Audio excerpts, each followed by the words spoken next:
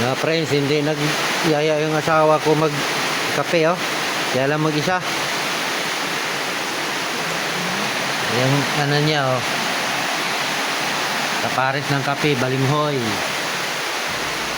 Binili namin ng ano, kamuting kahoy. Binili na namin kasi wala kaming tanim. Wala kasi mataniman dito sa ano, sa may tubig. Pulang-pula ang lupa dito sa amin. Ay, hindi pwede, hindi mabuhay yung mga kamuting kahoy. Malakas ang ulan mga kapobre. Ayan, oh. Kaya hindi kami nakapalaod. 2 araw na. Kahapon ang lakas-lakas ng hangin. Ngayon medyo humina-hina ang hangin. Malakas naman ang ulan.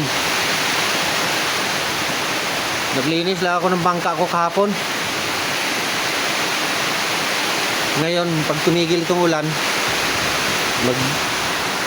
maglinis na naman ako ng ano ko, makina.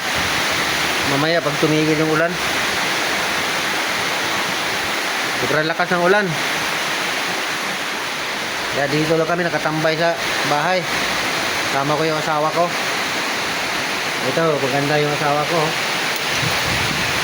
Maganda talaga kasi hindi nag-aalok ng kape. Siya lang nagkape. Siya lang nagkakape.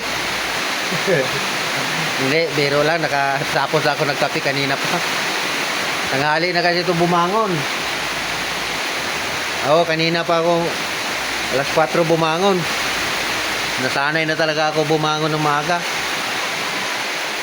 Maaga ako magising kasi papunta ako ng dagat. Minsan nga 2:00, 1:00 pa ako nagising. Andito lang mga friends.